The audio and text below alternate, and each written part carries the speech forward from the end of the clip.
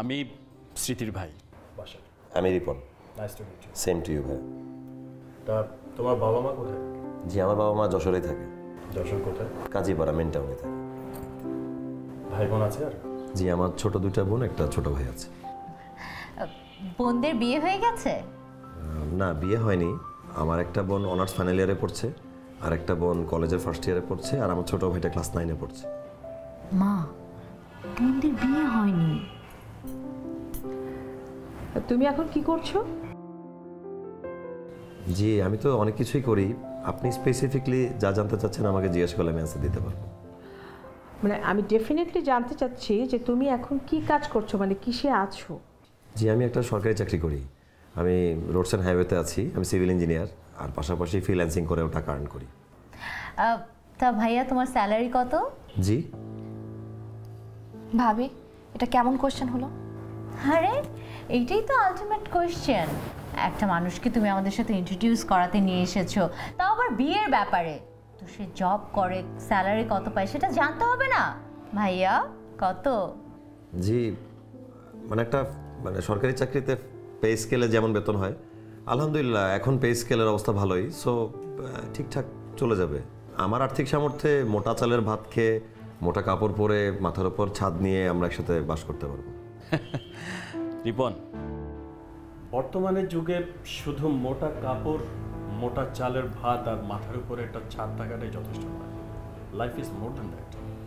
How dare you আর! তোমার এত বড় সাহস যে তুমি এই পজিশনে থেকে তুমি আমার বাড়ির মেয়ের সাথে প্রেম করছো এবং তুমি বিয়ের কথা বলতে আসছো। আমি তোমার সাহস দেখে আশ্চর্য হয়ে যাচ্ছি। এই বাড়ির সম্মান সম্পর্কে তোমার কোনো ধারণা আছে? দেখেন, মোটামুটি সম্মান নিয়ে বেঁচে থাকতে মানুষের কাছে হাত না পেতে যেভাবে বেঁচে থাকা যায় সেটা আমার পক্ষে সম্ভব। আর আমার পরিবার আমার ডিসিশন মেনে নেবে, তাদের কোনো অমত নেই। আর স্মৃতি যেহেতু আপনাদের ফ্যামিলিরই মেয়ে, আশা করি আপনারা একসাথে ডিসকাস করে এই লাইফ ডিসিশনটা নেবেন।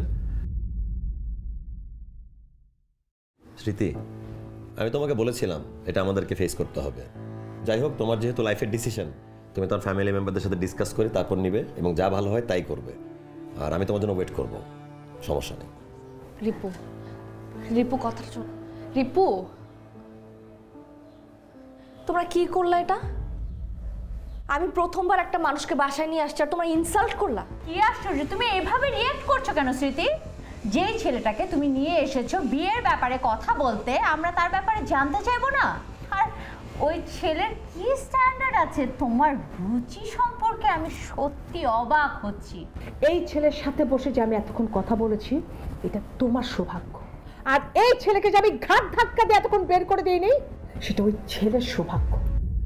এক্স্যাক্টলি, মা একদম ঠিক কথা বলেছে। এই ছেলের সাথে তোমার বিয়েটা হচ্ছে না মানে হচ্ছে না, that's it. First of all ভাবি, তোমার ওপিনিয়ন কেউ জানতে চায় নাই। আর সেকেন্ড অফ অল, তুমি যখন ভাইয়াকে বিয়ে করে বাসা আসছিলা তখন তোমার ফ্যামিলি স্ট্যান্ডার্ড কোথায় ছিল? তোমাদেরও তো লাভ ম্যারেজ ছিল, রাইট? আমি তোমাদেরকে হেল্প করেছি ওই সময়, আর এখন যখন আমার হেল্পের দরকার পড়লো তোমরা এইরকম বিহেভ করলা। মা, বেবি ও কিরকম আচরণ করতেছে তুমি দেখতেছো না?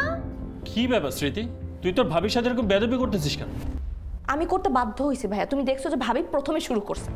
আর আমি না তোমাদেরকে খুবই স্ট্রেট কাট একটা কথা বলে দিই, তোমাদের দুজনের ওপিনিয়ন আমি জানতে চাই না। তোমরা কি চাও, তোমাদের কি ডিসিশন, এটা আমার হেডেক না, ওকে? বিকজ তোমাদেরটা আমি খাইও না, পড়িও না। আর মা, তোমাকে আমি বলছি, আমি এই ছেলেকে ভালোবাসি। আমি যদি বিয়ে করি কাউকে, তাহলে আমি এই ছেলেকেই করব, দ্যাটস ফাইনাল। দাঁড়াও, আমার কথা শুনেছ? তুমি চলে যাচ্ছ, যাও, আমি তোমাকে কিচ্ছু বলবো না। কিন্তু দুদিন পরে যখন নাকানি চুবানি খেয়ে তুমি ঘুরে আমার কাছে আসবে, তখন তুমি খুব ভালো করে মনে রেখো, এবং তুমি খুব ভালো করে জানো যে আমি কি এবং কি করতে পারি। আমার ঘরের দরজা তোমার জন্য কখনোই খোলা থাকবে না। Do you understand? আচ্ছা মা, তুমি থামো প্লিজ, একটু থামো।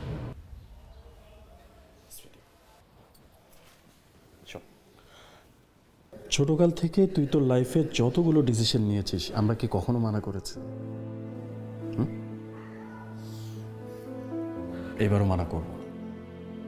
তবে ভাই হিসেবে তোর কাছে একটা অনুরোধ, চাই করিস, যে ডিসিশনই নিস না কেন, বুঝে শুনে সাবধানে নিস। ওকে।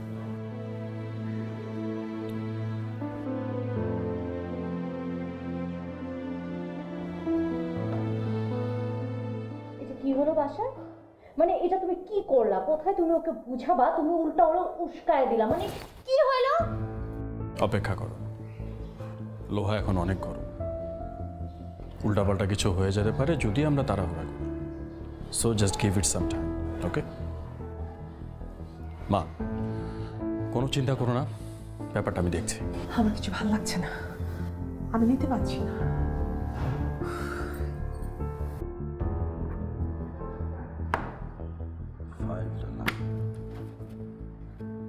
সোহেল সাহেব, স্ম্যাক কোম্পানি ফাইলটা কোথায়? এখানে লাগবে না, লাগবে, বসেন, আমি নিতেছি। এটা তো ওকে। না না, একটু মিষ্টি খান। আরে লন লন। আসসালামু আলাইকুম স্যার। ওয়ালাইকুম আসসালাম স্যার। স্যার কি লজ্জা দিলেন? আপনি এলেন অফিসের স্যার, আমি এসেছি পিওন। আপনি আমার স্যার বললে আমার লজ্জা লাগে স্যার। কিন্তু কাশেম সাহেব, আপনাকে আমার স্যার ডাকতে একটু লজ্জা লাগে না? আপনি তো স্যার শোনারই যোগ্য। আপনি তো নামে পিওন, কামে তো আর পিওন না, তার ঊর্ধ্বে। স্যার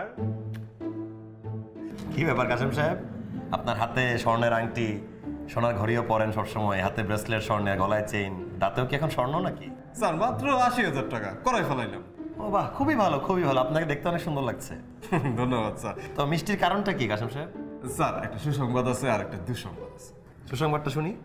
সুসংবাদটা হইলো স্যার, আমি বাবা হইতে যাচ্ছি। খুবই ভালো সংবাদ কাশেম সাহেব, অভিনন্দন, আমি খুবই খুশি হলাম শুনে। ধন্যবাদ স্যার। দুঃসংবাদটা? দুঃসংবাদটা হইলো স্যার, এতদিন ছিলাম 2 পেট, এখন একটা পেট বাড়তেছে।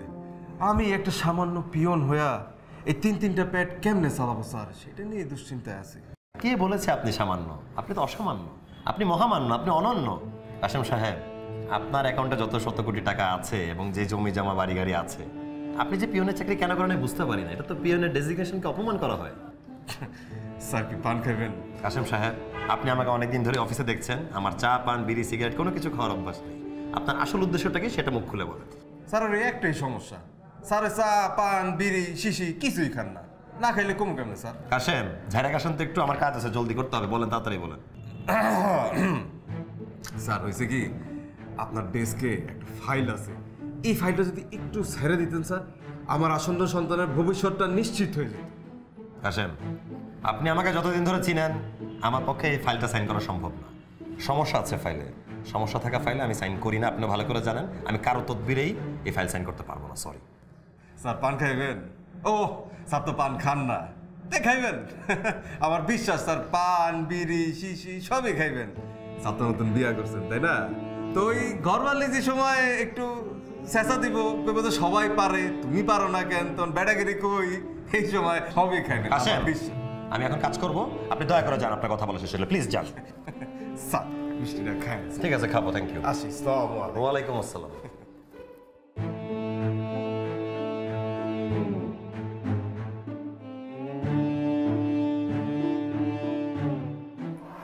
আহারে, তোমাকে দেখে আমার ভীষণ মায়া লাগছে স্মৃতি। মানে কোথায় তুমি রাজরানীর মতো লাইফস্টাইল ছিল, আর এখানে চাকরানির মতো অবস্থা। কাজের লোক তো নিশ্চয়ই নেই, ঘরের কাজ সব তুমি নিজেই করো, রাইট? ভাবি, আমার সংসার কাজটা আমিই করবো, এটা খুব স্বাভাবিক না? ও মাই গড। রুম কি একটাই? না ভাবি, আরেকটা গেস্ট রুম আছে। বাসার আমার যে হেল্পিং হ্যান্ড মারিয়াম, ওর রুমটা আই গেস এইটার সাইজ হবে, আর এটা একটু বড় হবে, তাই না? আল্লাহ বাঁচাইছে, ঠিক মম আসার আগে আমি এখানে আসছি। মানে মম যদি দেখতো আমাদের আদরের স্মৃতি এই অবস্থাতে থাকে, টিচারে তো হার্ট ফেল করতো। ও মাই গড। আচ্ছা, তুমি থামো এখন। হ্যাঁ, কেন? মানে আমি কেন থামবো আমি ঠিক বুঝলাম না তো। মানে তুমি ওর পরিস্থিতি দেখতেছো না, তুমি কেমন ভাই, নিজের বোনের জন্য তোমার একটু মায়া হচ্ছে না, খারাপ লাগতেছে না? আমার তো ওর জন্য খারাপ লাগতেছে। I feel very sad for her. That is really very nice of you. হ্যাঁ, বাট এখন আমরা আপাতত চুপ থাকি, আর আমরা যেই কারণে এসেছি সেই কারণটা প্লিজ। স্মৃতি, তোর আমার বন্ধুর কথা খেয়াল আছে মুরাদ? হ্যাঁ হ্যাঁ মুরাদ ভাই কি হয়েছে? মুরাদ থাইল্যান্ড ব্যাংককে ও 2টা হোটেল দিয়েছে, তো ব্যবসা বেশ ভালোই চলছে ওর।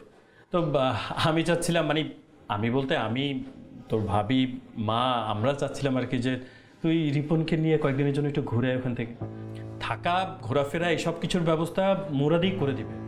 আর আমি তোর জন্য 2টা টিকিট নিয়ে আসছি। শুধু টিকিট কেন? কি আশ্চর্য, মানে তোমার কি মিনিমাম কোনো কমন সেন্স নাই? ওরা টিকিট দিয়ে যাবে, তোমার ফ্রেন্ডের হোটেলে থাকবে, ফাইন, খাবে কি, ঘুরবে কিভাবে, সেই টাকাটা লাগবে না? ওর হাজব্যান্ডের যে অবস্থা, সে তো বিদেশ ঘুরতে পারবে না, সেই অ্যাবিলিটি তো তার নাই। দিয়েছো যখন ফুলফিল করে দাও না। শোনো, যাওয়ার আগে অবশ্যই তুমি ওকে টাকা পৌঁছে দিবে, টেনশন করো না। হ্যাঁ, তোমার ভাইয়া পৌঁছে। ভাবি আমার ক্যাশের দরকার নেই ভাই, আমি যাব। হ্যাঁ আমি যাব, সমস্যা নেই। আর ওইখানে খাওয়া, শপিং সব কিছু রিপন দেখে নেবে, আমি রিপনকে বলছি। ঠিক আছে, বুঝতে পারছি, বাট তারপরও যদি কোনো কিছুর প্রয়োজন হয় আমাকে বলবি, ওকে? আর স্মৃতি, আরেকটা কথা, মমের তো ভীষণ মন খারাপ। ওই যে বিয়ের পরে একটা নিয়ম থাকে, বুঝেছো, জামাই শ্বশুরবাড়িতে বাজার পাঠায়। তোমরা তো নিজে থেকে কিছুই করলে না, এই জন্য আমি বাধ্য হয়ে বলছি আর কি। তুমি একটু রিপনকে বলো বাসায় বাজার পাঠাতে। আমরা আত্মীয় স্বজনকে নিয়ে খেলাম, বিভিন্ন আত্মীয় স্বজনের বাসায় কিছু মিষ্টি পাঠালাম, তাহলে মমের মনটা একটু ভালো হবে, রাইট? ঠিক আছে ভাবি, আমি রিপন আসলে ওকে বলবো। চলো। ঠিক আছে, ঠিক আছে, আমরা তাহলে আজকে যাই। ভাই কিছুই তো খেলে না। খাবো রে, কোনো সমস্যা নেই, আরেকদিন আসবো, পেট ভরে ভাত খাবো, ওকে? টেক কেয়ার, ঠিক আছে। বাই। ঠিক Bye. আছে ভাবি, ভালো থাক। থ্যাংক ইউ ভাইয়া।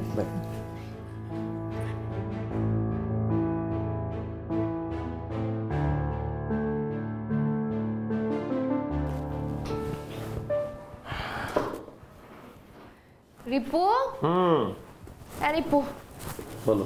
না পানিটা খেলো। Thank you.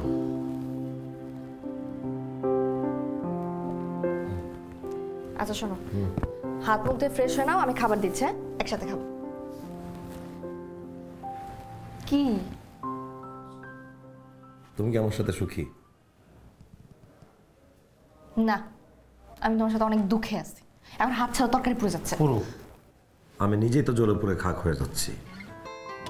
কেন? তোমার প্রেমের আগুন। ইস বাবা, এত প্রেম। আচ্ছা ভালো কথা, কি? কালকে প্রোগ্রামের কথা মনে আছে তো? কে যেন মারা গেছে? একদম ফাইজলামি করবা না। কালকে তোমার বাজার করার কথা। তো বাজার তো প্রতি সপ্তাহে আমিই করি। এখন কিন্তু আমি রাগ করবো রিপু। কালকে বাজার করে বাবার বাসায় পাঠানোর কথা ভুলে গেছো তুমি? না না, আমি ভুলে যাই নাই, আমি একদম মজা করতেছিলাম। আচ্ছা তুমি আমাকে একটা কথা বলো তো, এই যে তোমাদের বাসায় ফার্স্ট টাইম আমরা হাজব্যান্ড ওয়াইফ হিসেবে যাব, আমার কি বাজার করার কথা? তারা বাজার করে আমাদের ওয়েলকাম করবে না? এটা তো একটা প্রথা, একটা আনন্দ ফুর্তির ব্যাপার। আর তাছাড়া আমাদের বিয়েটা যেভাবে হয়েছে, আমি চাই ওটা ভুলে গিয়ে সবাই একটু স্বাভাবিক হয়ে যাক।